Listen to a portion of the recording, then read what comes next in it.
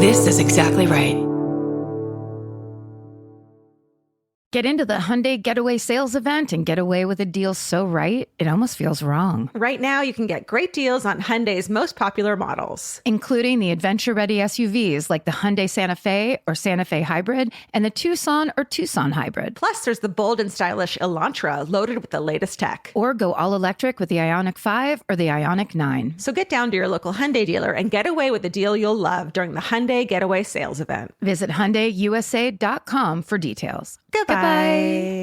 This episode is supported by FX's The Shards, a seductive drama from executive producer Ryan Murphy. Set in 1980s Los Angeles, the series follows a group of glamorous, deeply entangled high school seniors drawn into a life of wealth, beauty, parties, and excess. At its center is Brett, whose reality begins to unravel when the arrival of a new student coincides with a series of mysterious murders. FX's The Shards, now streaming on Hulu. Goodbye.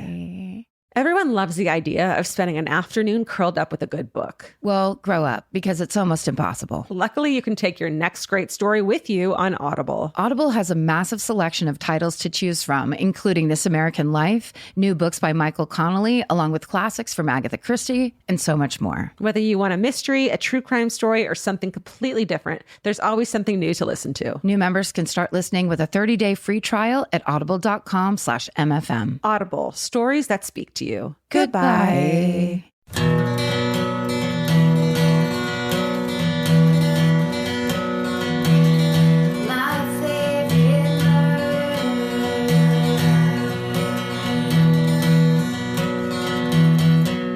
Hello. And welcome to Rewind with Karen and Georgia. This, and you may know this already, but this is our Wednesday episode where we travel back in time to recap old episodes of this podcast. Then we return to the present. It is a very painful process. It is a painful process. Today, we're recapping painfully episode 24, which we named And 20 Justice for All. Yeah. Fucking classic. Amazing. This came out on Thursday, July 7th, 2016. So get ready to defy the laws of space and time, because now we're all going to be day one listeners. Okay, let's do it. Let's listen to the intro of episode 24. Do you want a podcast? Do you want to start a podcast? Do you want a podcast? Hey. Hi. We need a way to start this and end this. That's clean, right. Distinctive. Mm-hmm. What if it was like 70s newscast, kind of like a... Yeah, that'd be good, right? Yeah. This just in. Instead, it's just me laying down on the love seat. Guys. You leaning back on the couch. I lean back on the couch like a kind of like an old drunk hobo leans on a park bench. Right, Steven? Steven had to put his hand over his mouth. It was that accurate. It's so true. He's like, I'm seeing, it's as if my hat is tipped forward. Yeah. And I'm leaning on this love seat like Mrs. Roper That's would on a fucking... If Mrs. Roper went and got some scissors and cut her caftan in half. Because Georgia doesn't fuck around with full length anything. No. You're all about the leg. Yeah, that's true. I do show a lot of leg. Well, because it's, you know why? That's summer Georgia in full effect. Full effect. Thank you, whoever made that. I did a kind of rude thing. I posted the picture Summer Karen in full effect on my Twitter page. And then after I did it, went, oh, I probably should have found out who made that. Oh, right. I didn't have the name.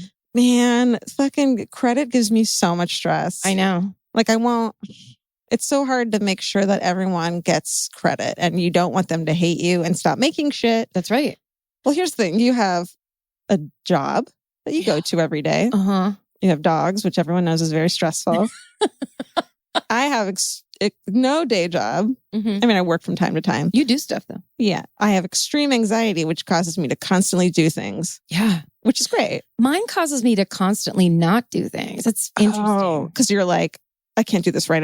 This is going to suck. I won't do it. Exactly. I freeze up. I have perfectionism. And then I just go, fuck it. I spent my life saying fuck it, essentially. Wow. Because I don't have perfectionism. So I'm like, let's fucking try this and see what happens. And then we'll learn from our mistakes and we can quit it if it sucks. That's the way to be. Yeah. Like if you do everything, like if at a B plus, and no one else does anything else because they think they're going to get a B, then that rounds up to an A. then I get a fucking A. Hell yeah, You know girl. what I mean? I like this. I have to rely on other people's perfection anxieties and to just deliver mine. God, that's really smart.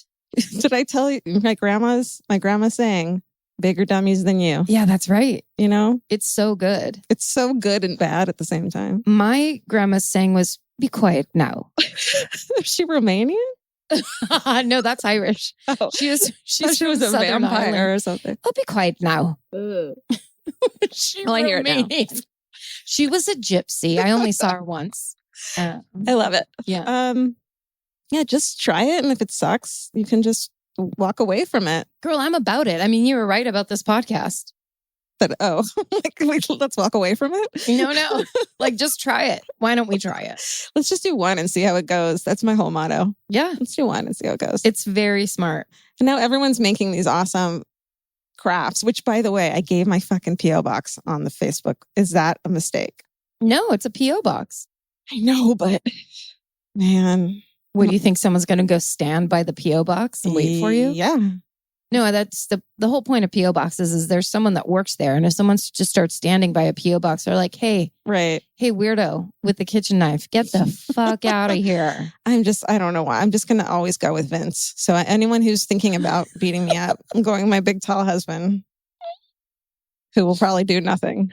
I love the idea that a P.O. box would make you this nervous. See, this is like we're opposites again. This is where I'm brave, where I would just be like, come at me. Give it your best. I'm terrified. I know, but who cares? I mean, you could take a nice swing at somebody. What a stupid way to die, though. Like, what? I feel like if I heard that, like, this girl who has a true crime podcast put her P.O. box up and got killed. What a fucking idiot. Why did she do that? That's what I would think. I wouldn't. P.O. box is like the most vague. Like, if it's a city, you don't even know if the person lives in that city. You just got the P.O. box. That's true. And also, this is Los Angeles. There's so many people here. Yeah. So, I almost want to say millions. That sounds fucking right. I to dare me, dude. say. That sounds right. Okay. All right. I mean, and also, no offense, but there's better P.O. boxes to stand next to. Everything was great up until you just said that. And now I'm dummies than you. So sad. There's so many better dummies in this town. Oh. No. Thank you. Don't be sad. Makes me feel better. I meant that in the complimentary way. Is there one? No. But I mean, Justin Timberlake lives here somewhere. That's what I'm saying. Okay. That's what I mean. Don't kill Justin Timberlake, you guys. I was just going to say go kill him, but that's not okay. The people who kill are not influenceable by these podcasts. They're not going to be like with their murder kit under the passenger seat and then be like, you know what, girls? You show me the way. No one diabolically listens to a podcast. People only at least medium joyfully listen to podcasts. No one's like, now we're baiting people. Now people are like, I'm going to show her. There's no like Mr. Burns-esque podcast listeners sitting at his desk going, with his fingers and like, no, he doesn't listen. Mm-mm. Marge listens. Simpsons. This podcast always comes back to the Simpsons. Lisa totally is a fan. Lisa's on that Facebook page. NPR for sure. I saw, can I recommend a Netflix series that I watched all of in one day? Always. Oh, olive. This is from our new section, olives. Olive time. Olives always. All of you. It's called Marcella or Marcella. They pronounce it because they're British. So they'll do a fancy pronunciation that baffles me, as I've already proven. It's with Anna Friel. It's super good. It's female homicide detective who's all screwed up as all the good ones are. They're always screwed up. I watched the whole season, which I think was 8 episodes, maybe more, in a day. And it was so good. And there's a couple people on the Facebook page who have recommended it. What's it called? Marcella is how it's spelled. Did you watch it, Stu? I want to watch it. I haven't seen it yet. You should watch it. I've never heard of it. It's really good. And it's like, I mean, do you like those kinds of procedurals, like a Luther or a what country of origin? England. Okay. Yes and no. Okay. It just depends. Sometimes I sometimes what do you need? What? What do you need? Oh, you know what I loved is the one. I'm like not going to remember the name. The one with the woman. Yes, that one. Was she dead? No, she was a police detective and she was incredible. Oh, Happy Valley? Yes. Yes. I loved Happy Valley. And then there was another one and I was just like, I can't with this. I don't care. I just don't know. Maybe you need yours more character driven. Like Happy Valley is almost more about her family. Yeah. Her trying to deal with just her shit. Yeah. I guess it was like about her. I could legitimately see why she was fucked up and sad. Yes. And it wasn't like, just go get a fucking coffee and cheer up. Yes. Or like, you don't have to talk like this all like, They didn't do those like dramatic bullshit things like talking in dramatic voices and words that no one would ever fucking say. Not that I can understand everything that was said on that show because it's some thick accents. But you watched the second season, right? I don't know if I finished it yet. Oh, it's the best. Okay. Anyways, yeah. Sorry, go on. No. That's just my recommendation. There was like one lone person was like, "Did anybody watch this? It's so good." So I found that on the Facebook page. And I was like, "I did. I loved it."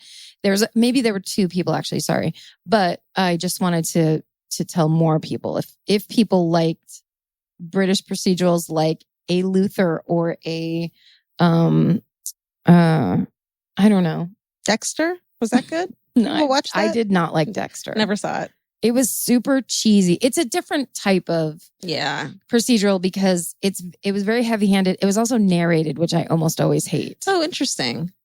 Was it like CSI? It was actually, but yes, no it was CSI. But Michael C. Hall is awesome. He's from 6 Feet Under. Oh yeah, of course, he's great. And it's like the storylines are interesting because it's serial killer stuff. But there was just a lot of like, I don't know. And it didn't do it the way I like it. I went to his house on 4th of July once. Really? Yeah. This is we'll call this area is called Celebrity Center. It's called Who Stock at a P.O. Box besides Georgia. Let's talk about it. Michael C. Hall's a good person. Michael C. Hall, for example. I know where he fucking lives, you guys. Yeah. If you're thinking of killing me at my P.O. Box, let me know and I'll give you Michael C. Hall's address. Good. Throw him under the bus. Or why don't you have your mail sent to his mailbox? Okay. I can't wait to see what we start getting though. Like as much as I'm scared of dying, I'm also excited for like presents. For living. Yeah. Yeah. Someone, I don't even want to talk about it yet, but someone's made us lipsticks. What? Like our flavor of lips, like a Karen Kilgariff lipstick and a Georgia Hardstark. No, I can't. Can you even fucking go? I couldn't be more excited. I know. I don't even want to talk about it yet because I just want to open the box with you. Should I open before and present to you however like I you did? like to do it? Or should we open the stuff together? I have a feeling you have a very specific way you like to do things? A mail situation. Oh. Well, I mean, yeah, probably things in general. Like, do you like to have it be a surprise? Remember last time I was afraid moths were going to come out? That's like a thing. I like a surprise, but probably because I knew you knew everything about it. Yeah, we can do either way. I guess I don't know. We could do anything. It might be fun to open it together. Yeah. And neither of us know. What if we open it and then we have to fake our response? Because we're not that stoked on it? Or like, I used to work at Bio Bottoms, which was a children's natural fiber clothing company in my hometown. Okay. And the returns Bio Bottoms? It was called Bio Bottoms. They made a shit ton of money. I bet. But the returns department used to come and tell us weird shit that they got. Like what? Like just dog shit. Like someone sent back a box that just had an old dried piece of dog shit in it. Yeah. Okay, I'll open it first and then we can... I mean, as much as it would be fun to do that live. No, let's do it live. We should get like coroners, like goggles, the full suit, gloves. Hazmat. Go hazmat with it. Or should we open it all on video and post that somewhere? Yeah. Make people pay to watch us open mail. That's a good idea. Yeah. I mean, why not? Pay to open free shit. Come on. Yeah, we should do it on video. Here I go again with my fucking plans and schemes. You're the architect of this high-rise building that we're living in. We do this together. I'm just a conduit fueled by too much coffee and Adderall. And the Invisalign. I just took out of my mouth because I realized how awful it sounded. I actually get great joy from watching you take your Invisalign out of your mouth. Because it looks like it's 3 times bigger than your mouth as you take it out. It's an event. It is. I feel like, and then there's like a string of saliva attached to it. It's real sexy. It's fun. So you know what? Someone recently emailed me and said, I listened to your podcast and thank you for talking about depression and anxiety. I have it and I've never done anything. Where do I even start to find a therapist? And I was like, so stoked this person wrote me, because to me, it's like fucking second nature. I've been doing this since I was 12. So I'm just like, what? And so I gave them Psychology Today has a great page. You put in your zip code and it tells you the psychologist in your area. That's how I found my therapist. Yeah, I found most of my therapists through that. And I love my therapist. I've been with her for like 12 years. Yeah, really? Wow. Yeah. And it was one day, I think I tried one other person because I told my friend who was a therapist, so I couldn't go to her. So she's like, just tell me what you want, I'll recommend. And I said, I need to talk to somebody that looks like Olympia Dukakis. Well, that was a mistake. You can't do it that way. No. You can't cast it in your mind and then pretend you're going to go act out scenes. They do have photos on the thing. And I've definitely been like, that's it. She looks like a hippie. Right. I don't want to go to her. I don't want to go into a cloud of pot to talk about my problems. She doesn't know what it's like to just wear all this makeup all the time. I don't want someone who keeps interrupting my good stories with their stories of Woodstock and the Doors. Yeah. No, that Psychology Today. Yeah. Is this shit, that website. Yeah. So in case you're too scared to ask. Don't be scared. Everyone's in therapy. Yeah. And everyone needs to be in therapy. Also, Psychology Today is the freaking best magazine. Yeah, it's good. You should get it. It's all about understanding yourself. Yeah, sure. I'm sorry. That was so condescending.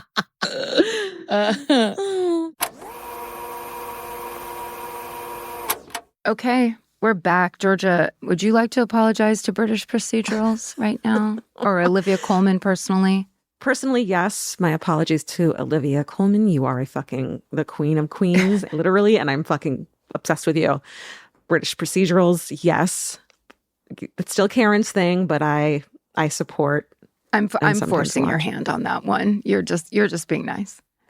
A little bit. Sometimes depends.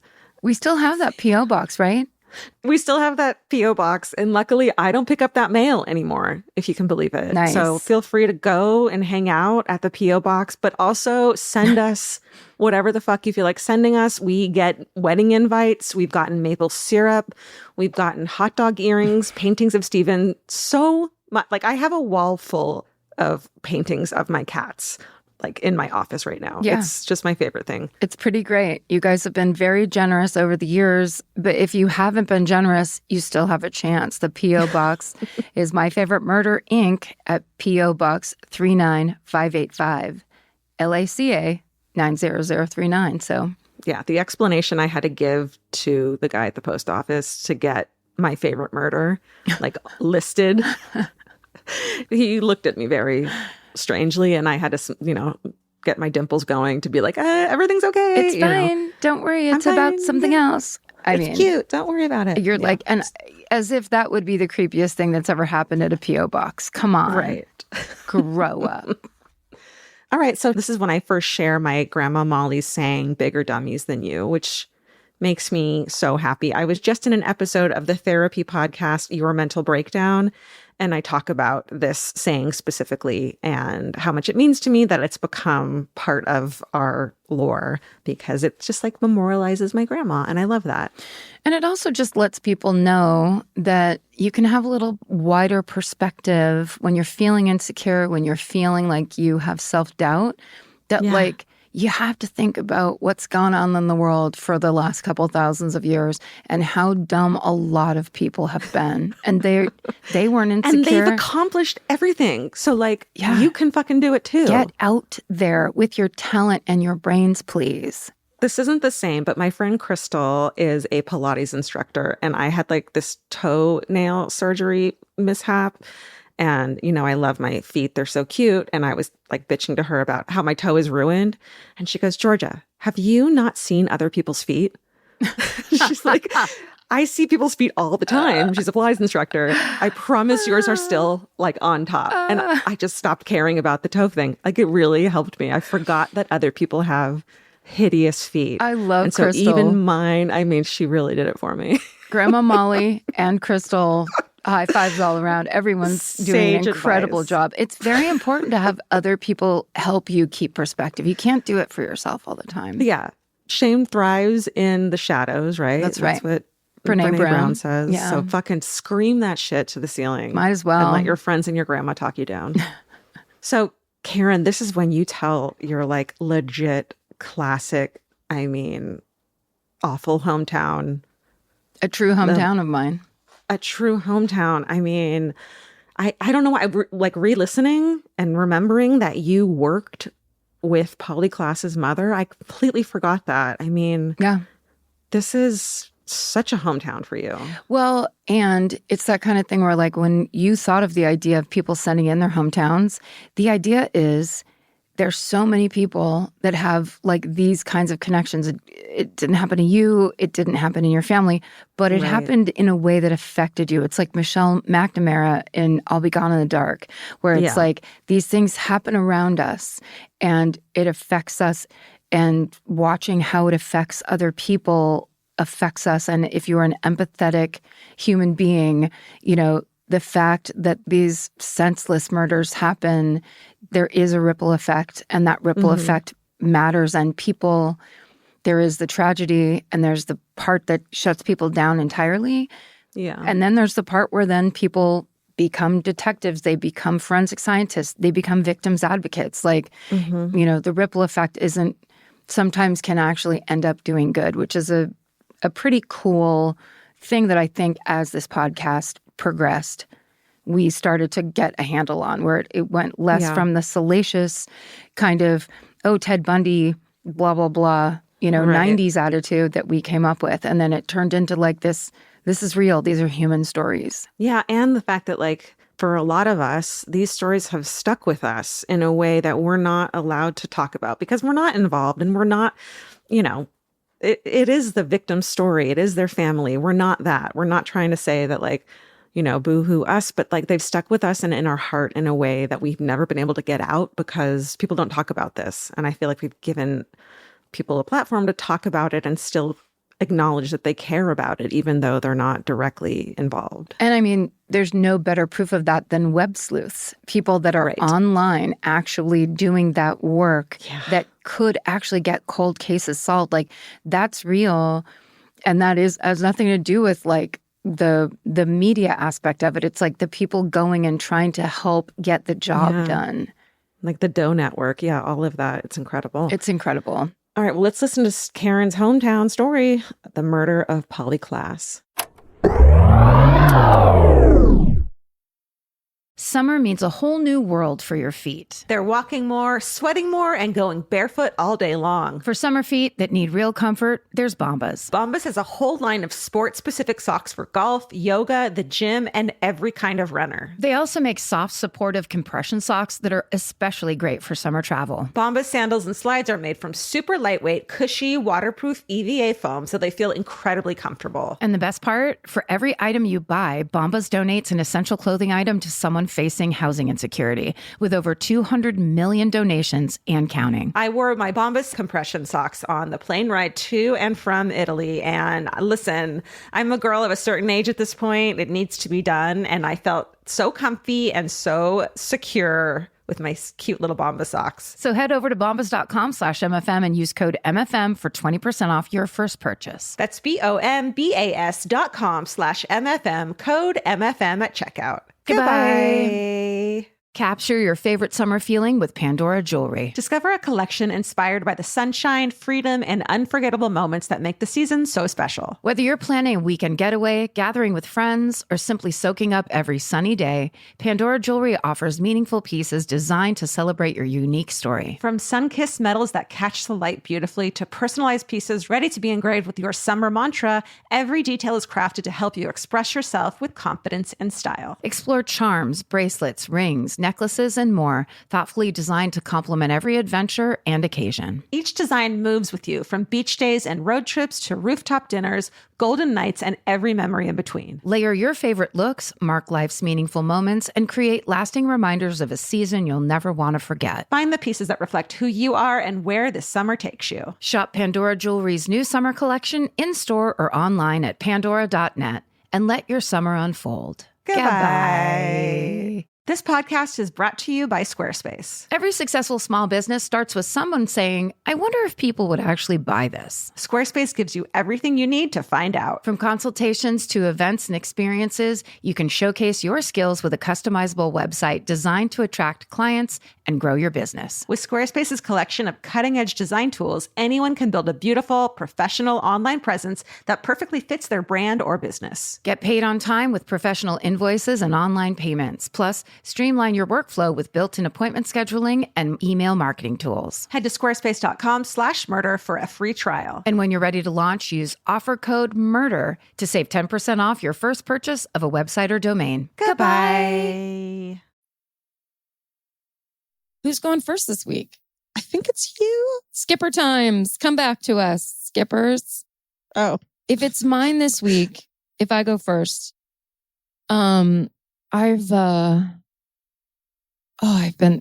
this past week has been quite crazed. do you want me to go first? No, I can go. But I just need a little ramp up of, I had plans and schemes about what I was going to do and then realized I needed to do more work. Like really dig in and do some serious research. Because that's the thing is sometimes you go to talk about. So I want to do Ted Bundy because I'm 3/4 of the way through that Anne Rule book, The Stranger Beside Me, which is amazing. There's other people on the Facebook page reading it. So I love that we're reading it at the same time. But when I do it, it should be comprehensive and not, half-assed. Because he's pretty much one of the most famous serial killers of our time. Well, and I like very sometimes when you will like pick a part of that story or pick, you don't have to tell him from start to finish, but like, the co-ed murders that he did. Yeah. And like if you pick a thing from it or how Richard Ramirez got caught, I think that was an amazing story on its own. I'll say what I'm passionate about Ted Bundy. But no, when I do it, it's going to be a 3-hour presentation. Okay. I'll I'll just take a nap. Okay. Just read the book on the podcast. Yes, exactly. In kind of a slow, low voice where people are just like, all right, I was trying to get through my workday, but whatever you feel like doing is fine. Yeah, this podcast has changed. It's a bummer. No, so I figured I would go back to my roots and I'm going to do my hometown murder, which is the most famous murder from my hometown, which is the Polly Klaas murder. Oh, girl. And the other reason I'm telling this is because not only was it a firsthand experience, I didn't live in my hometown when she was kidnapped. But I lived in San Francisco and I would go home for holidays and I was back and forth all the time.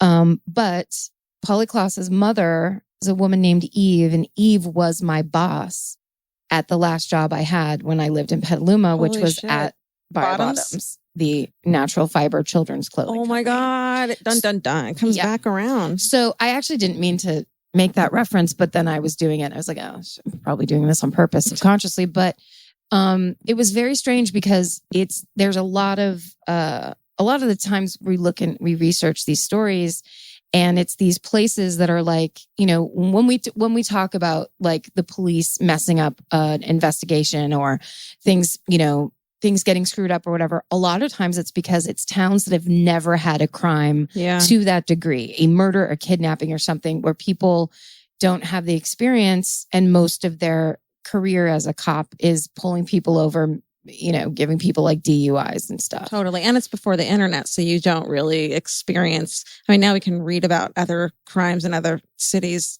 ad nauseum. Yeah.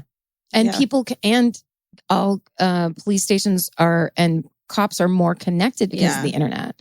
So that's like that whole East Area Rapist, the Golden State Killer thing where there were police departments who were keeping information from each other because they were the ones that wanted the caller. It's like all of that and the way that, that criminal science is kind of developing because of the internet. Yeah. So my hometown is Petaluma, California, and it is one of those towns where when I was growing up there, I think the population was somewhere around 32,000. So it was a small farm town, basically. Mm-hmm. So the main town itself, there was like the downtown area. The east side had like more of like the newer development tract homes. Kind of everyone on the east side had like a 2-story house. But on my side, on the west side, that was out where all the dairy and chicken ranches were. So I grew up 5 miles outside of town.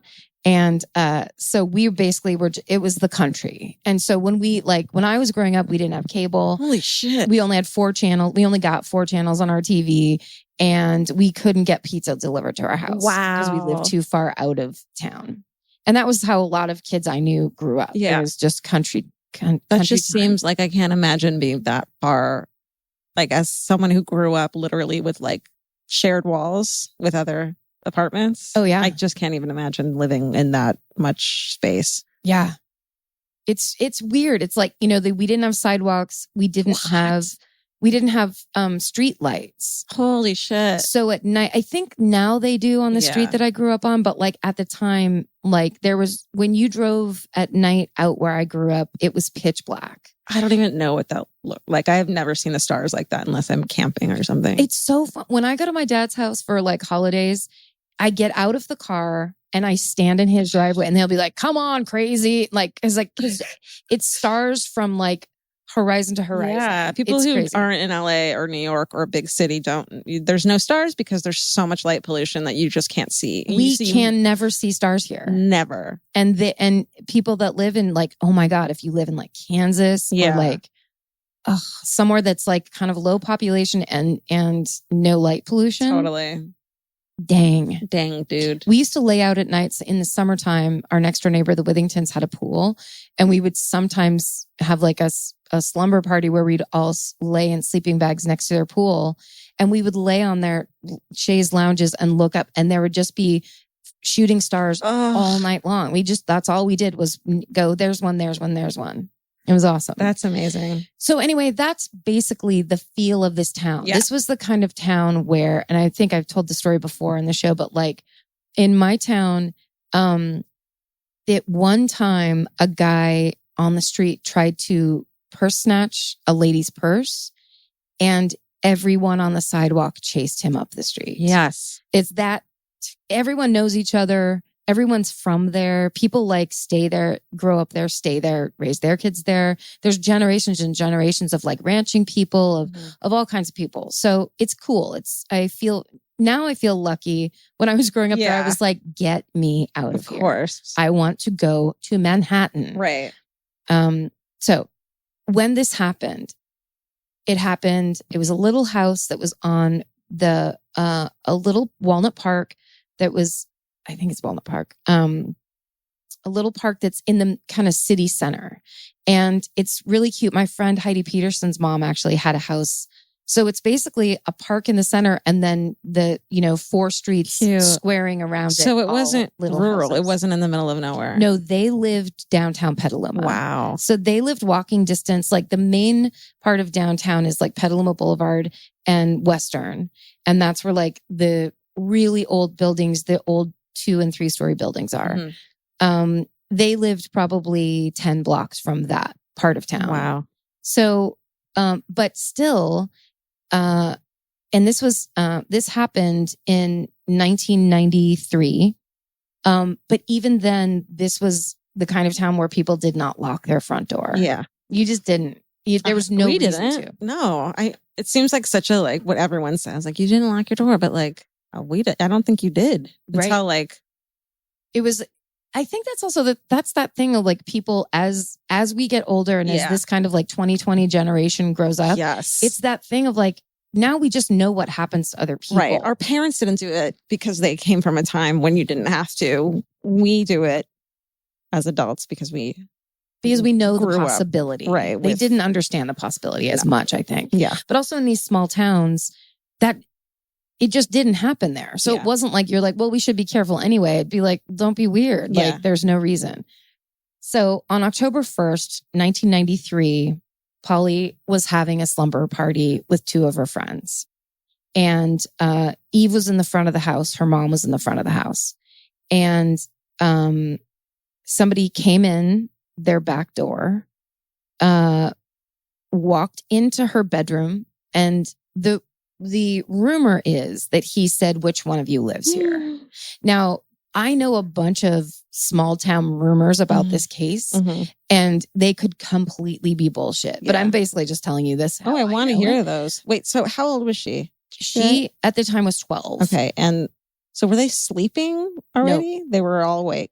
They were awake and like doing slumber party stuff. And the mom was awake and everything? Yes. Holy shit. Yeah. So he tied the friends up first and put pillowcases over their head. And then he took her out of the house. And he told them to count to 1,000 or he'd kill them.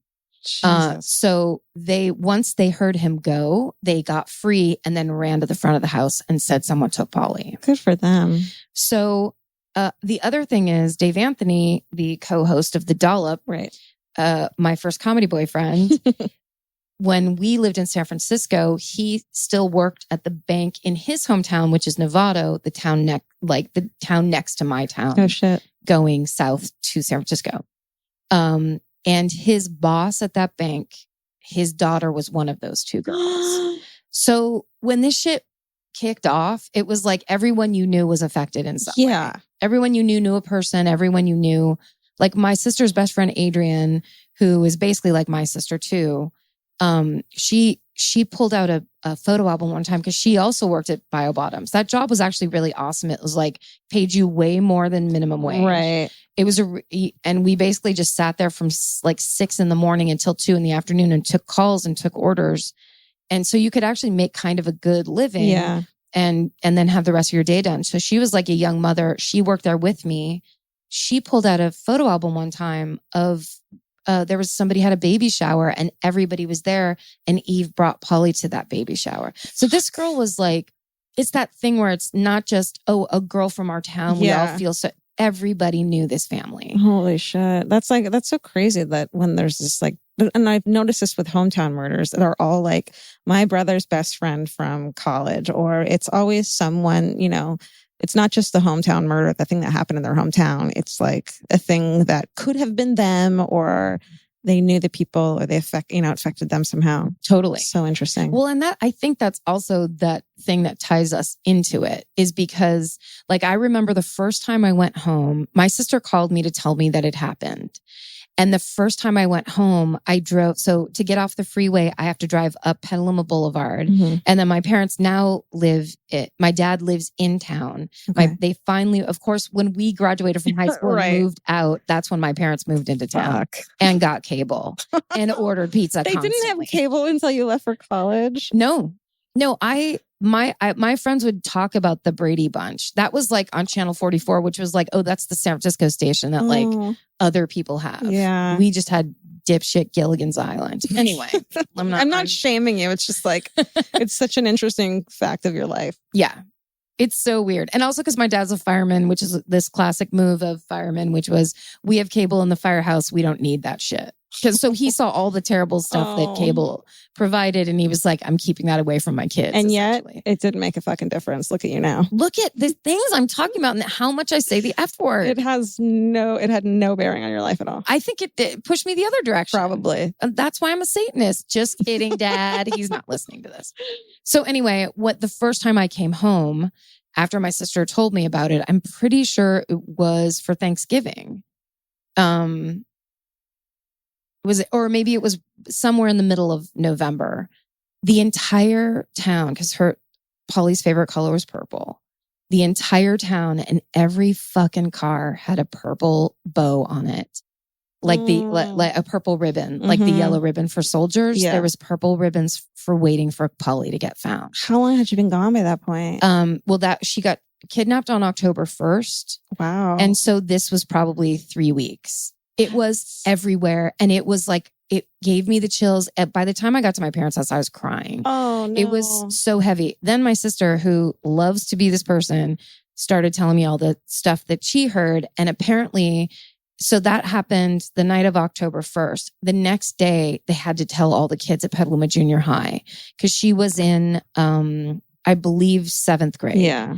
And she was is the beginning of 7th grade. Like if it was October, she'd probably only been in school for a couple months. Yeah.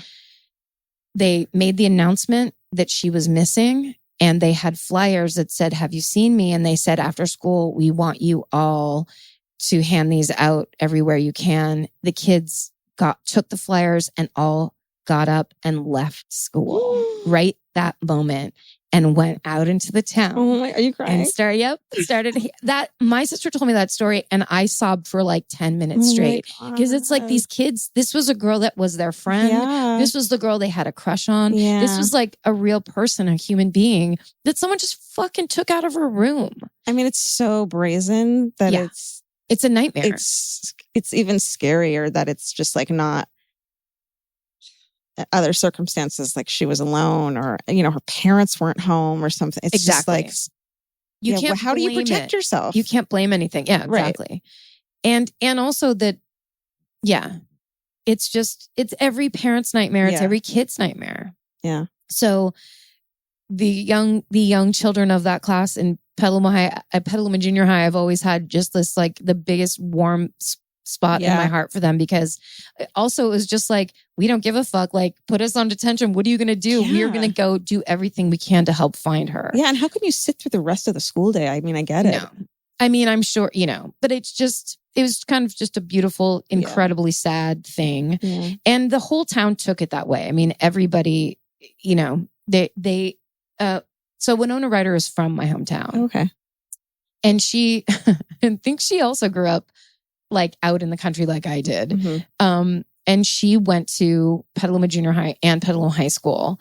And she came back and she made the announcement when they were still looking for her. So they ended up finding her, or no, they ended up like making an arrest near the end of November, the beginning of December. So somewhere in there, like at the end of November, Winona Ryder went on TV and made an announcement at national news saying, this girl's missing. If you've seen her, we love her. She's part of the community. This is my town. Like all the shit where, I'm sitting in an apartment in San Francisco watching it being like, this is so weird. This is where I grew up. This is my whole life. And like, and it's everyone going like, yeah, this is our girl. Like we have to find her. Someone has to do something. So the horrible part of all of it is the policemen, the Petaluma police actually immediately called in the FBI. They did all that stuff that we talked about, like there's other, or Novato, that other murder, that young girl, where they just immediately call the FBI. Like they know they're in over their head. They do the whole missing persons thing. But the problem was the night that it happened, when the APB went out, it went out on the sheriff's channel, which was channel 1. And that night, there was some Sonoma Valley police officers that found, so a woman was babysitting at her boss's house, and she saw a car that was on her boss's private road. Mm-hmm. And so she called the police and said, I don't know who this guy is, but there's a car sitting down there. It's stuck in a ditch and someone needs to come. So it was from what I saw on Wikipedia, it said Sonoma Valley Police. I'm not sure if that's accurate or what area they were in. Yeah. But it was somewhere kind of in the rural part. So it all starts going by county.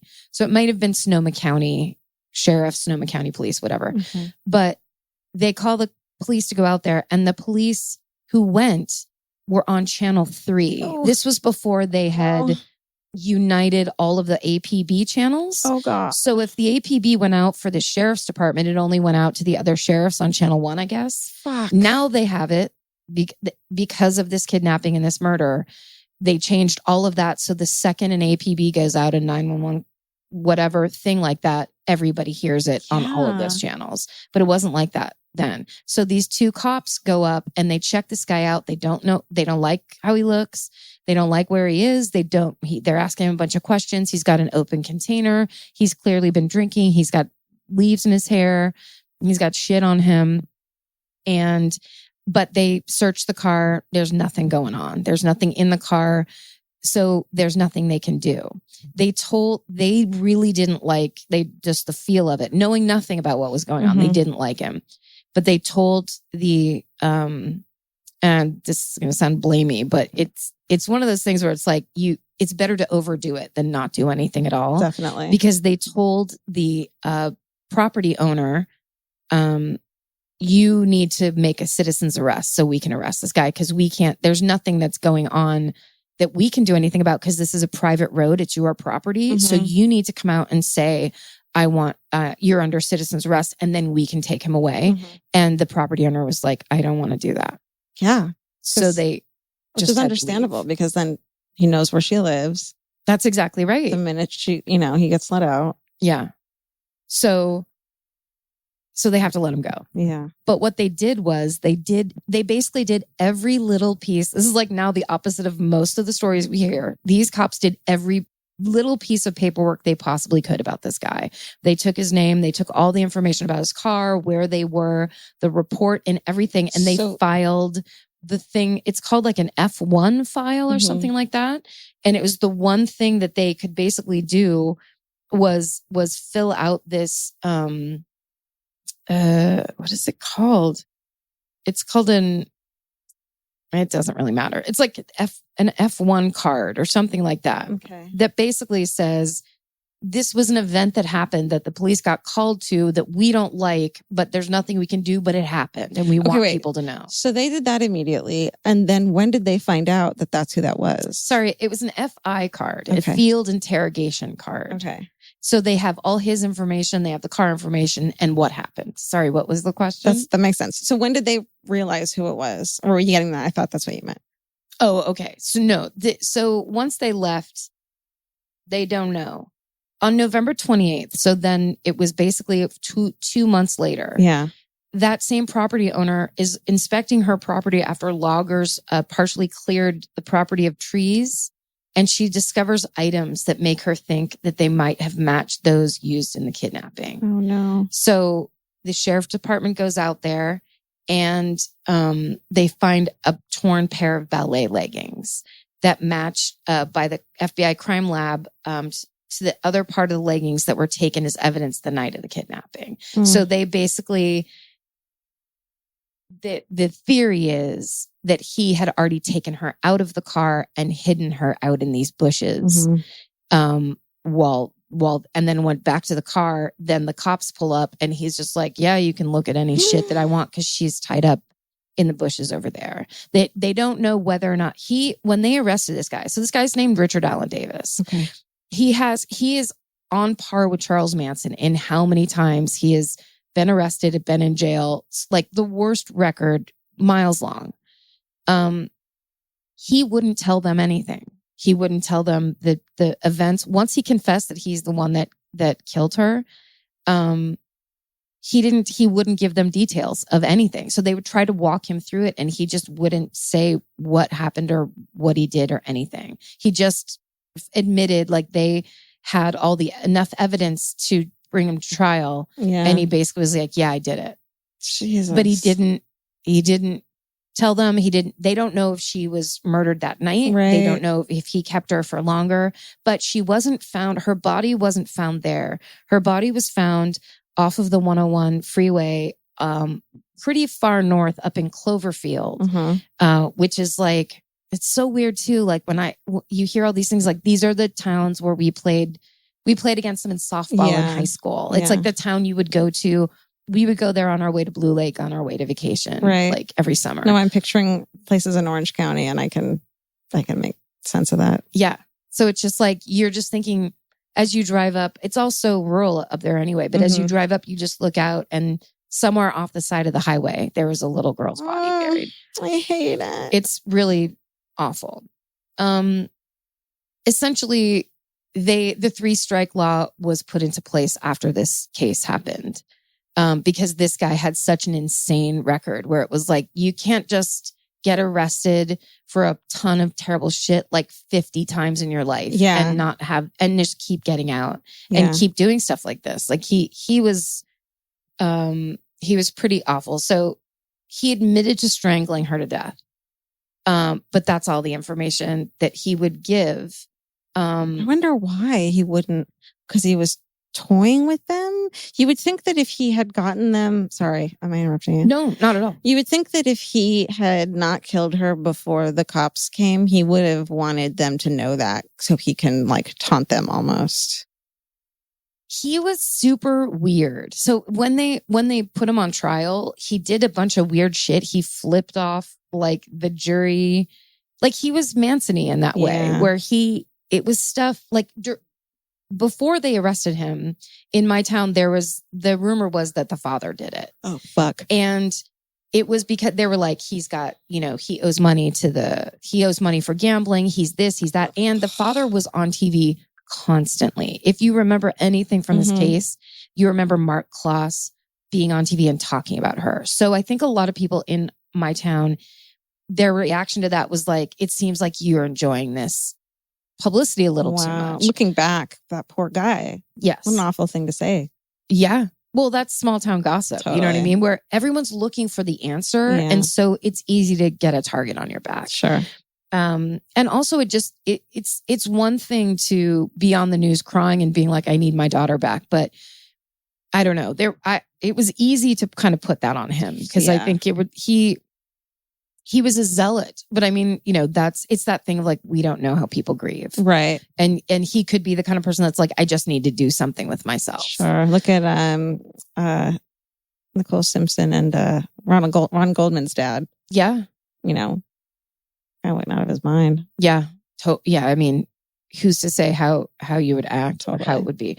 Here's the good news, if any, about any of that. They took there was this little church that in this weird part of the road where I go to my dad's house, and they took that, and that's now called the Polly Klaas Center for the Performing Arts, because she was big into theater and she wanted to be an actress. And that was why it meant so much that Winona Ryder came back and talked about her. Yeah. It was all very sweet. So they've kind of dedicated that to like kids, making sure kids like, I guess, have a place to perform. And I don't know, for that part, it's very sweet and positive. And the thing about they basically, all the things that got fucked up in the beginning through communication, they actually did stuff about. Sure. Yeah, that's great. Like the APB thing and the 3 strikes law, there like a lot of good things came out of that. It's amazing. But also, Richard Allen Davis actually had to get put into solitary because he was getting beaten up so much. So God bless like that jailhouse justice. Like they couldn't wait to beat this man up for killing this girl. I mean, I want to say good, but at the same time, you can't say that. There's no conscience. There's no good.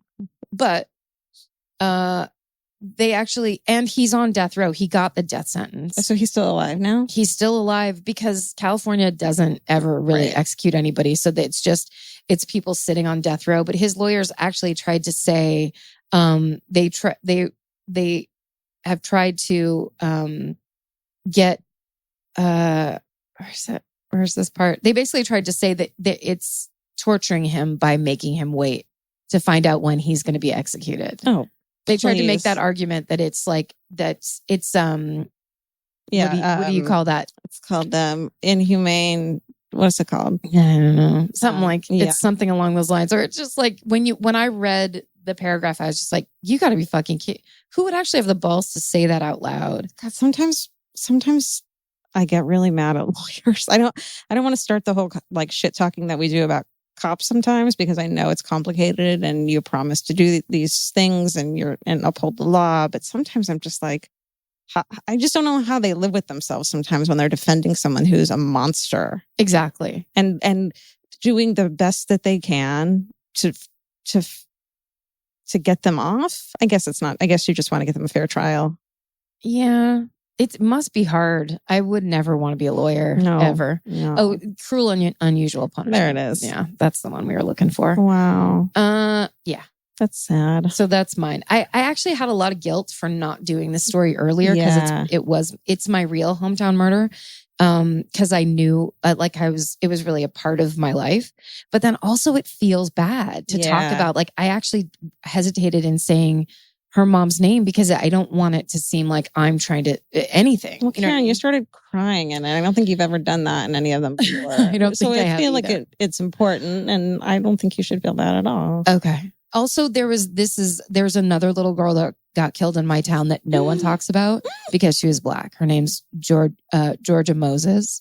And that story is really sad and awful. I'll do it a different time. But that actually gets brought up a lot in tandem with Polly Klaas because it's like Polly Klaas was a beautiful little girl who was like blonde. She wasn't blonde, but she was blonde. She was, but it's that thing of like, the press loves like a beautiful little martyr like that. Yeah. And then when it's a story of a girl who grew up on the wrong side of the tracks and had all the worst in her life and then was just murdered, like just thrown away, no one talks about it. Yeah. Except for Tom Waits, who lives in my town, who lives way out in the country, wrote a song for Georgia Moses. Yeah. Oh, I bet you can find his P.O. box pretty easily. Is that terrible? Not at all. Thank you. Oh, Georgia Moses. I'm sorry. Yeah. But that's fucking bummer. I know. Around. I know. How do you feel now? You know what? I'm glad. I'm glad I said it. Do you feel cleansed a little? No. Okay. No. I just think it's like, it's all around us. That's kind of the thing that I feel like keeps coming up on this podcast. It's like, this isn't special. No, I know. It happens. The people that it happens to are, and it's a full-on tragedy in ways that you can't even take in, but it happens constantly. Yeah. It's like it's a very normal part of life, which I think the reason we're doing that is because like we see that and we're freaked out by it and fascinated by it. And like we could have 1 million episodes and not get to half the like everyday murders that just happen all the time that you haven't heard about or didn't know the details. For real. It's just, yeah. People get fucking murdered. Okay, we're back. I mean, that like close call where he gets like, his car gets searched by the cops. There's just no way they could have known, but she wants so bad for her to have been discovered at that moment. It's just like such a fucking tragic detail. So horrible. So horrible. Yeah. I mean, everything about this story is horrible, obviously. There are a few updates on this case. In May of this year, Richard Allen Davis's attorneys argued that his death sentence should be recalled because of recent changes to California sentencing laws. A California judge rejected the resentencing bid, and Davis is still on death row. And the Polly Klaas Foundation, a national nonprofit focused on recovering missing children and promoting child safety policies, has assisted to this date 10,000 families in locating their missing children. That's amazing. Incredible. If you want to donate to the Polly Klaas Foundation or learn more about them, please go to Polly, the name Polly, Polly, KLAAS.org. Are you thinking what I'm thinking? Make a little donation to Polly Klaas Foundation. That'd be amazing. Let's do it. I would love that. $10,000 to fucking polyklaas.org, the Polly Klaas Foundation. Yeah, that'd be great. Thank you. Oh, also, I talk about this. There was a kind of a parallel case that I brought up in this story, which is the murder of Georgia Lee Moses, which is, I believe, still a cold case. Mm-hmm. And Georgia Lee Moses was a young Black girl. I think she was 13 years old or 12 years old. And she was found, I mean, I've already, you've heard me say it if you just listen to that clip, but it didn't get really any coverage. So we also donate to the Black and Missing Foundation? Yes, great idea. Beautiful. Okay.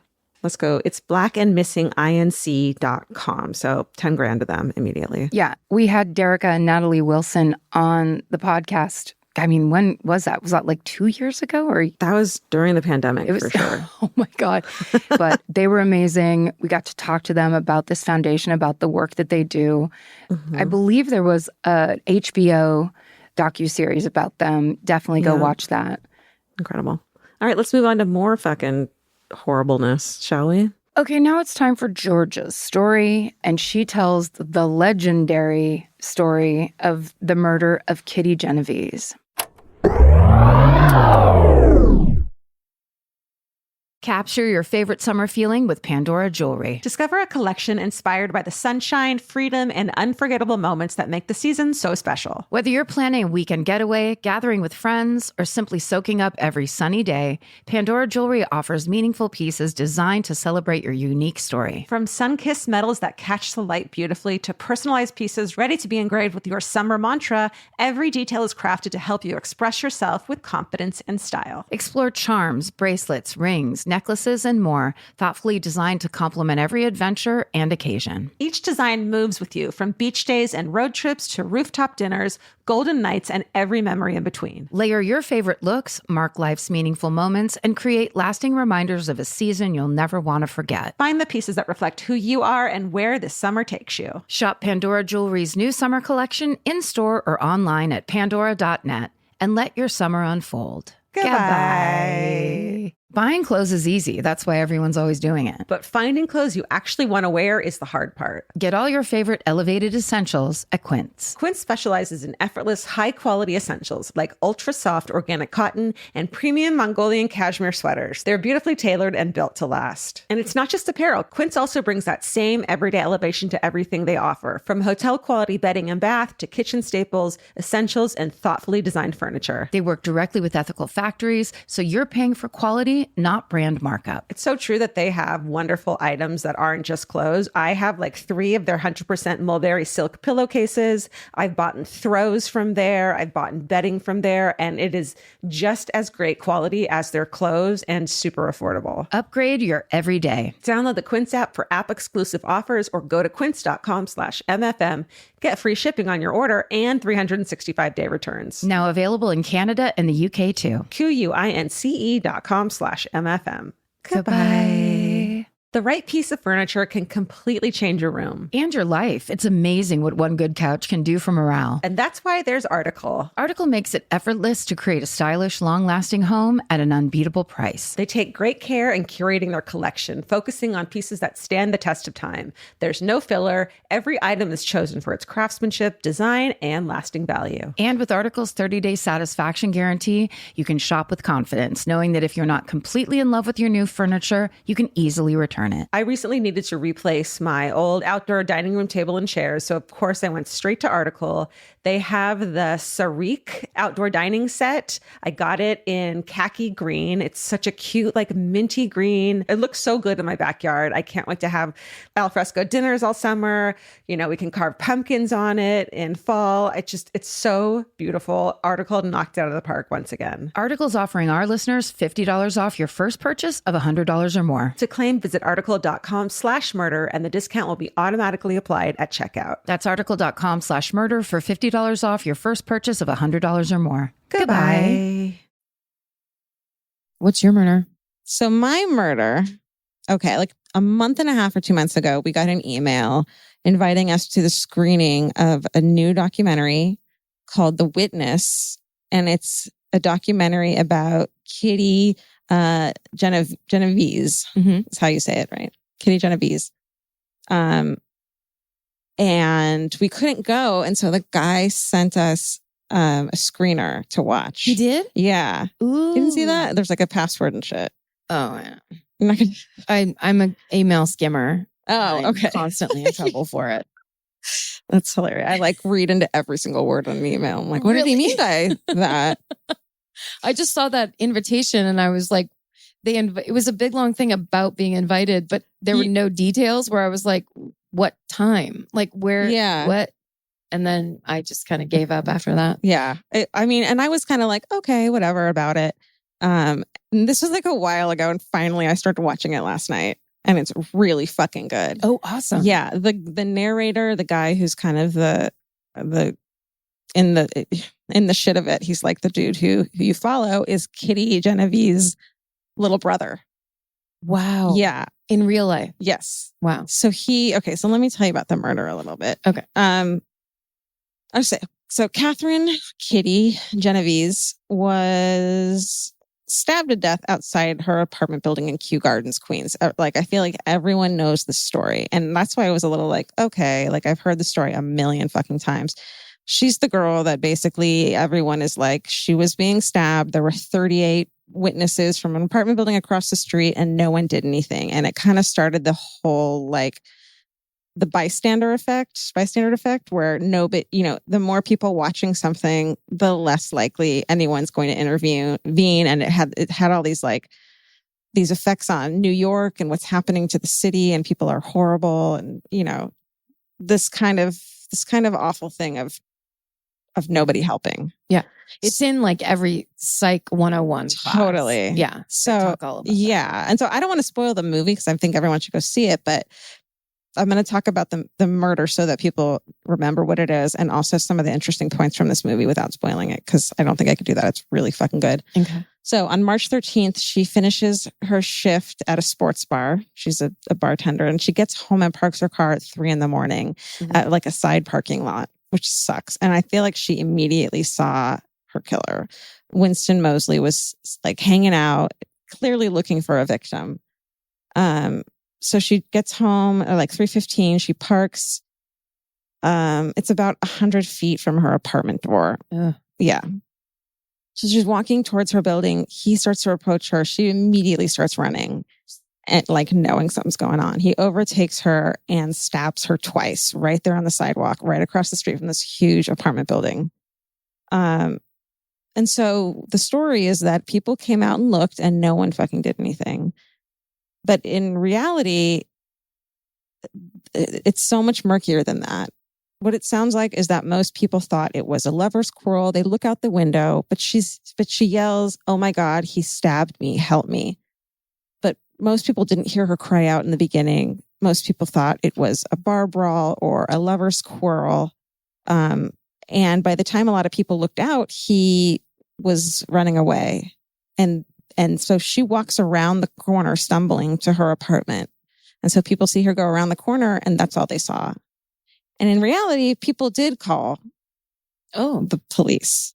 But back then, you didn't call. There was no 911. And This is part of the reason there is a 911 now, is because they need, you can't just call the police precinct and get people there. Okay. The earliest calls to the police are unclear and weren't given a high priority by them. And it looks like some of them might not have even been logged. One witness said his father called the police after the initial attack and reported that a woman was beat up, but got up and was staggering around. So no one knew she was actually being stabbed. So he fucking runs away when someone yells out the window, "Let that girl alone." This, like, you hear him in the documentary, and he's like this salty old man. He's amazing. "Let that girl alone." He runs away. She staggers off. Moseley leaves, comes back when he realizes that no cops are coming, and finds her again, which is the most fucking terrifying part of this whole story. So you can't, if someone had come out to see how she was, and there was a doorman in the apartment building right across the street, if someone had come out, maybe they could have helped her, brought her into their house. Instead, she goes into the doorway of her apartment building, which has it's got one outside door and then a locked inside door, and she's dying. And so she can't get her keys or unlock that door. He fucking comes back and finds her in the stairwell. Just like a fucking deer that had been, And and stabs her more? Stabs her more. They don't mention, I haven't finished the documentary yet, and they don't mention this, and maybe it's just because he can't fucking handle it, which is fair, but I read that he raped her. After he stabbed her? She was dying. Jesus. He raped her. I don't know if they're going to mention it in the documentary.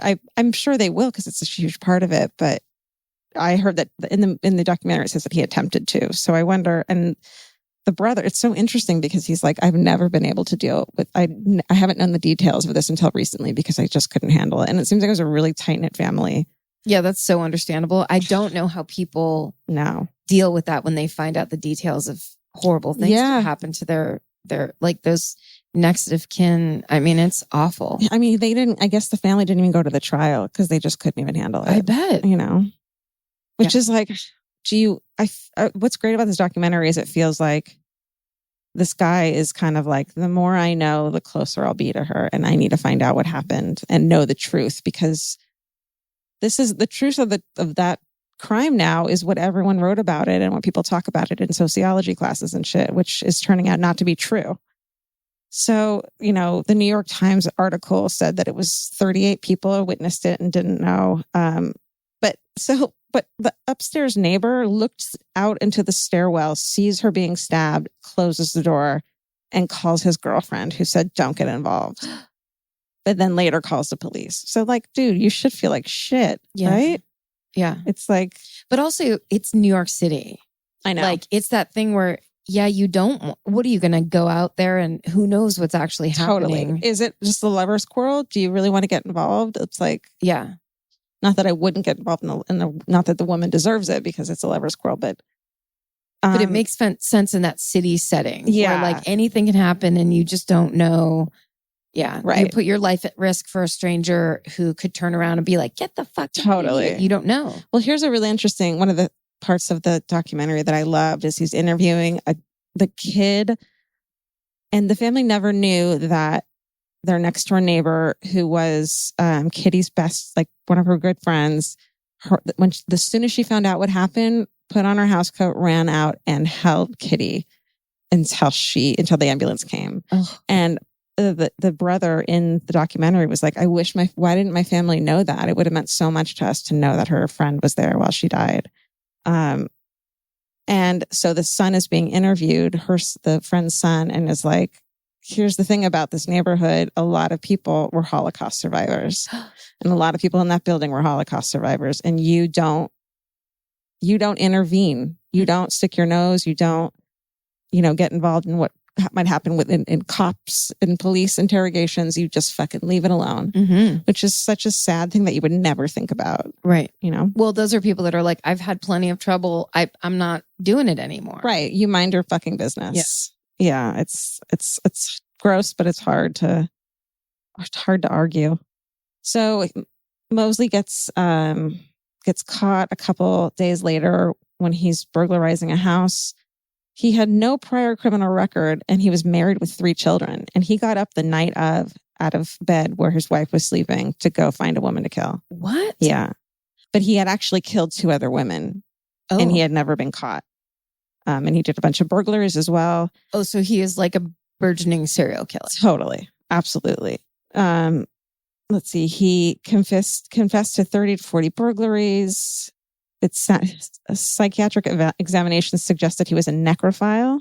Mm-hmm. Fuck. And then he said something. He said that his motive was simply he wanted to kill a woman. That was his motive. Mm.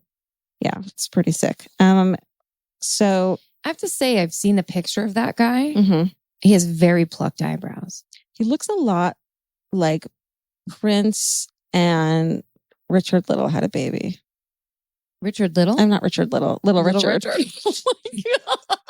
Where am I? Oh, no. No, he does. That's exactly right. He looks like a drag queen at the end of her shift. Totally. Like washed it all off, is ready to just, high cheekbones, very plucked eyebrows or something. Like a cat-like face. Yes. Ugh. Weird. I'm picturing seeing that face standing above me, stabbing me. Ugh. Because what is the deal? So, all right, he confesses. Let's see. He's a fucking necro. So in the 70s, so while in prison in the 70s, he gets a Bachelor of Arts in sociology, which is good. Insane. Oh, good. Like you're not using that for good, dude. You're using that to understand how you can take advantage of people better. That is Ted Bundy action. Right? Ted Bundy was a psychology major. Son of a bitch. Yep. And they know. Oh, that's so man. And then during his, he was eligible for parole in 1984, which is like, what the fuck? And at his first parole hearing, he told the parole board that the notoriety he faced due to his crimes made him a victim, stating, yes, he's the victim. Yeah, for sure. For a victim outside, it's a 1 time or 1 hour or 1 minute affair. But for the person who's caught, it's forever. Yeah, much sadder. Yeah. Much sadder. Oh, you get a minute of murder and I have to live the rest of my life in jail? Well, you know what? How about you put your super sociological mind to that and say, then maybe don't stab people and you won't be so deeply victimized by your fucking shitty behavior. Yeah, you're correct. And that's why you don't that's not the only reason, but that's one of the reasons you don't murder. Well, this is the Brock Turner thing of like, this drunken girl is ruining my whole future. Right. And it's like, no, rapist. Yeah. You ruined your future. Yeah. You did it, dummy. Like it's very psychopathic. It's like you skip over the thing you did that made things happen. Have you known people like that where you're like, how do you not see your role in this thing? Oh yeah. I asked that because I have stopped participating with people like that for that very reason. If you cannot admit your own faults in your life, that the behavior that you bring to the table is the thing that affects and, creates the situation around you. If it's always other people, then you have a major problem. It's so weird to see those people and like, I mean, it almost feels like an argument or the blame thing is like a game to win. Yes. And so as soon as they can get you to not blame them and to take it all on you, which I've fucking done many times with people, they win. You have to read the book, The Sociopath Next Door. Yeah. Because I think the numbers are, it's 1 in 4 people are sociopaths. And those people have no conscience. Everything is a power game to them. All they want to do is beat you, and they will beat you in terms of money, in terms of sex, in terms of status. That's all they care about. Yeah. And they don't have empathy. So you're constantly left going, I would never do this. But it's like, yeah, that's right. Because this person is nothing like you. Are you scared you're going to like, if you read that, you'll just like look for that in everyone? I mean, I guess everyone. But you should look for it in everyone. Yeah. You should, because then when you're being mind fucked, you'll go, oh my God. Now I realize why I'm so, like, you need to know that information. Yeah. Okay. You need to be able to spot a sociopath. I think that should be taught in high schools. Can I put it in a comic book so Vince doesn't see me reading that and think I'm like studying up on him? Vince is not a sociopath. I know he's not. You just don't want him to see you paying attention to it? Yeah. Or like being like, why are you reading that? Say, I'm doing it for you, baby. Yeah. This is for the marriage. Should I say I'm a sociopath? I think our cats are sociopaths. 1 in 4. I mean, if we had one more person in this room, it would be one of us. I'm thinking Steven. It's so easy to like put some of that on people I know. Oh. Well, also because sometimes people just piss you off. So it's like calling someone a sociopath is very satisfying. Yeah. It's like, well, this makes sense. It is. But I do know people who, after being friends with them for a while, and then being like, I cannot be friends with you anymore. You are like, you're basically a vampire. Yeah. Then when you pull away and then you read this book, you go, holy shit. Yeah. I mean, there's like a step-by-step thing where it's like, is this a person who would never cop to anything? Is this a person who only ever wanted to take more for themselves? Yeah. It's like, it's a very clear kind of defining thing. Fuck, dude. Read it. I think I over accept responsibility for things because I'm trying so hard not to let myself get away with shit. Yes. Well, part of it, I do the exact same thing. And for me, part of it is an ego problem because I think the world revolves around me 100%. So I like the idea of people of like, oh my God, this person's doing this and that. Like it adds to my egomania of like, everybody's thinking of me all the time. There is a certain something about like, even being like, I feel so bad about this thing that happened, where it's like, why are you making it about you? Right. Not you specifically, but like, well, it's better to let it go. Like the healthier thing is to be like, maybe I had 50% of that. Maybe I had 0% of that. Yeah. Like, but look at it, learn from it, move on and let it go. But to sit around and be like, oh, I was so bad that time. It's like, yeah, you're just thinking of yourself and not thinking of other people. Yeah. I'm a sociopath. Are you? I'm admitting it right now. No, you're not. 1 in 3, including Elvis. It's me. But what if it's me? No, it's not me. Well, do you have a conscience? Yeah. Then you're fine. I mean, what's a conscience? No, I totally do. Guilt. I mean, yeah, we got that covered. Yeah. Steven. Guilty. Do you feel it? I feel guilty all the time. Yeah. Okay, good. We're all good. We just need the next person who walks through the store, which will probably be Vin. It's the sociopath. Let's play a game. Your neighbor knocks on the door. Excuse me. It's you. My mom just drops in and I'm like, yeah, no shit. Hi. Hi, welcome. Hi, my therapist was right about you. Could you answer some questions for me let me just pull this book out of my back pocket. Oh, Mom. Okay, what was my, let's see here. Holocaust survivors. Yeah. None of the witnesses observed the attacks in their entirety because of the layout of the complex was weird. And it seems like she was attacked in 2 different places. Right? Yeah. And as far as they knew, he ran away and she walked away and they couldn't see her anymore. Ugh. And she was staggering. I mean, she only got stabbed twice. So how do you know you couldn't even see that she was stabbed by the time you run to the window? See, I remember that story from psychology class that she got stabbed like 35 times. She got stabbed a lot more once he came back to her. Oh, okay. But so that was, I see. The initial attack. The witnessable part was 2 stabs. Right. The initial, like when everyone saw it was 2. And then he had a private moment, in the doorway. So no one actually saw that. So terrible. That's so nightmarish. There's a Crime to Remember about Kitty Genovese. Yeah. And I just was like, okay. I didn't even watch it. You didn't? No, I'm sure I watched it because I watched every episode of that show. There's also a girls episode where they like talk about it. Oh, really? Like one of the guys is in a play where they reenact the whole thing. Oh. But of course, there's a lot of girls drama going on, so they don't really talk about it. But I love that show. I'm not making fun of it. Okay. Let's see. So it became known as the bystander effect or the Genovese syndrome.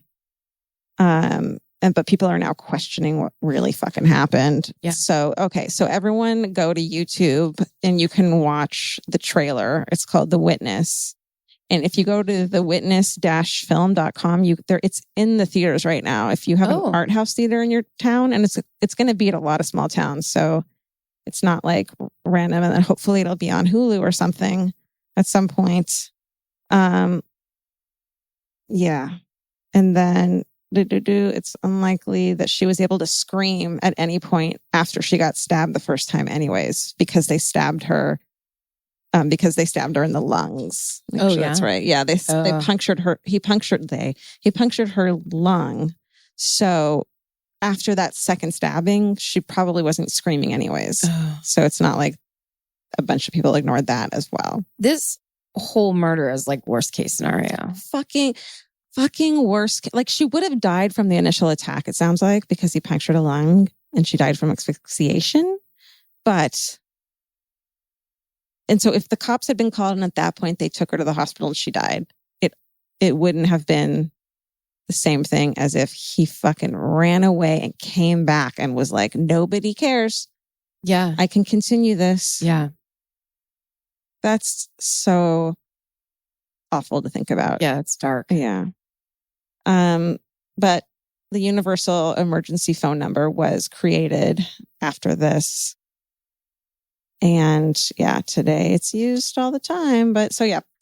The Witness is the movie. It's by James Solomon, and it's a really just watch I feel like anyone who listens to this podcast will watch this trailer and definitely want to see it. Yeah. It's really good. And it's such a classic case. I feel like even if you've never been interested in true crime, you've heard the Kitty Genovese story. Yeah.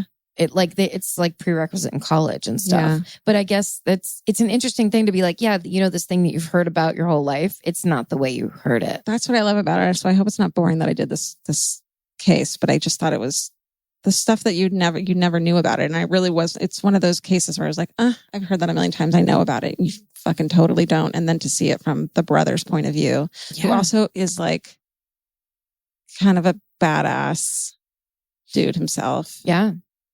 Where it happened in the Bronx, in Queens? Queens. Yeah. People from Queens are kind of the greatest. Oh, yeah. The voice, you listen to it just for the interviews he does with the people who live around there. They're incredible. For the accents. The accents are incredible. There's a lot there's like a beautiful illustrated element of it that they use as like interstitials or to show what was actually going on with this gorgeous illustration. Wow. Yeah. Very simple line drawings, but it's super beautiful. I haven't seen this movie, but I also recommend the Crime to Remember episode about her, Kitty Genovese, because they put out some other alternate theories that are very interesting. Wasn't one like the downstairs neighbor might have done it? Yeah, they didn't seem convinced he did it. But I did none of that information of that he'd already killed 2 other women was in there. They focused a lot on how racist the NYPD was back then. And so that they basically would grab up black men and just be like, were you in the neighborhood? It's you. It sounds like way different than it is today. Oh, so different. I would just like to say, because I saw a documentary. Is yours done? Sure. Yeah. No, totally. Oh, okay. No, it totally is. Yeah. Well, I just saw this. I'm going to bring yours to an end so I can recommend my documentary that isn't true crime, but it is because it's crime. Yeah. It's called Tickled, and it is unbelievably amazing because it starts out there about this online tickling competition, tickling league. Oh God. Professional tickling league, I think it's called. Already need a fucking shower. Yes, except for it's not what you think. It's not some weird like, can you believe these people exist? It goes into the craziest, darkest, scariest fucking thing. And it's this one New Zealand reporter who went looking into it because he's basically a human interest reporter for the local news. He got in too deep. He immediately started getting threatened. And so instead of being like, whoops, better close this up, he starts investigating. And it's amazing. And interestingly enough, and not to talk about them all the time, but our friends, the Dollop, who did a very, very popular episode about these tickling competitions very early on. Like this New Zealand reporter did the story. Dave and Gareth got sent the story, I think by people in Australia or New Zealand saying, you guys have to talk about this. It's crazy. Yeah. And so then they did. That episode of the Dollop was super popular and it's actually featured in the documentary. Shut up. Yes. They have audio clips of the Dollop talking about this. You've made it. And it's the very beginning of the movie. And then it goes into like, he basically is like, yeah, I thought this was this kooky, crazy thing. And then I started researching it. And it is edge of your seat. It was one of those things we saw at the Sunset Sundance, whatever theater. And there was only like 10, 15 people in the theater. And a bunch of us were all sitting in one row, which was kind of funny. Like basically there was like 9 people in one row and then like 4 people outside of our row. Yeah. But by the end, we were all talking to each other. Oh my God. It was one of those, like, so upsetting and like, oh my God, what's happening? What channel is it on? I want to watch it. No, it's a movie. It's a documentary movie that's in like art house theaters right now, like The Witnesses. Fuck, man, we got to have a double feature. Yes. I wonder if we could host a double feature. We should email this guy. Feel like we want to do this. Another everything that comes up, you got an idea. Man, I love it. What is that? It's the best. It's you're the reason it's all happening. I always think of myself as such a lazy person and I'm like constantly berating myself for being lazy. And then like sometimes I'll have to write a list of things I'm doing to just be like, just look at this, Georgia. Everything is okay. Yeah. No, you're doing a lot of stuff. I liked when we were watching The Simpsons and we were on the same episode and then you were like, we've got to watch episode 5 together and live tweet it. And I was like, you might want to watch the other episodes before you decide we should live tweet this. It's kind of a bummer. I know. I was like, what if we do this? What if we do that? We can do this. We can do that. And like sometimes like when you just got here, you were like, you kind of had we had a conversation about something regarding the podcast and you kind of had to like talk me down from it. Yeah. I couldn't breathe. I get it though. Yeah, I can tell when you're excited or like there's a lot going on because it almost looks like you're slowly drowning and you're trying to tell me something before you go under. It's kind of what it's like. Take a deep breath. It's happened my entire life. Yeah. Like I have to yawn. I yawn a lot because I have to catch my breath. And so I get so worked up. That's funny that you've noticed it. You have to think about breathing more. Yeah. Because that's what yawning is about. Yawning is about low oxygen levels. Yeah. And you have to like, your body goes, take as much oxygen in as you can. It's so like I've gotten up in the middle of the night and like wrote a blog post about how you really feel like you're drowning and you can't breathe. Yeah. And it's just anxiety. And then that perpetuates itself and you just still can't breathe. And anyways. Yeah. So a lot of great ideas, guys. A lot of great. Oh, there was someone that made my favorite piece of art that got made that got posted on the Facebook page last week. Is someone did a freehand drawing that was a picture of the forest that said, "Get a job, buy your own shit, stay out of the forest." But with these banners, did you see that? Yeah. It's so beautifully done. And it was someone who said their friend did it, but they don't want to be on the Facebook page. Come on, bless man. their souls. I got an email from a girl that I know today who was like, I just started a new job and I overheard my coworkers saying, "Oh my God, I'm obsessed with this new podcast." And they were like, "Me too." And they were like, "What's it called?" "My Favorite Murder." And my friend Kelsey was like, I wanted to tell them so bad and brag that I knew you, but it's a new job. And I was like, tell them, you'll get a raise. She's like, "I'm going to hold it for 4 more days." Yeah. And then drop the bomb. And be like, guess what? Yes. I love it. It makes me happy that a lot of people say they feel like we're best friends. Totally. Not with each other. Best. There it is. And that's it. We're done. Stay sexy. No, are we? Yes. Okay, go do it again. Stay sexy. Don't get murdered. I just want a cookie. Want a cookie? That's a yes. Bye. Okay, we're back. Are there case updates on a story this old? Yes, actually.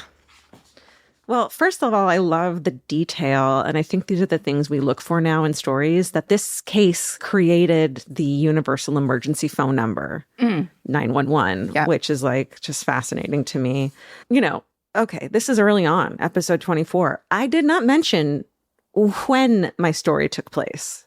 When? Yeah. That little detail. It's a journalist would have caught that, the who, where, when, what, how. You know what? Smarter people than me have covered this, and you should go read and listen to their shit. I am covering their coverage, and I forgot to mention that this took place in 1964. I was sitting across from you, and I didn't ask. It's so ridiculous. And also, the man who killed Kitty Genovese, Winston Moseley, died in a New York prison in 2016, so fucking recently. Wow. He served almost 52 years and was one of the state's longest serving inmates. And it's so terrifying when I was telling the story that he was trying to get parole, and you're just like, absolutely fucking not, All right. Well, that was it. That was the boiled down version of this episode. So now we'll talk about what we could have entitled it instead of 20 Justice for All.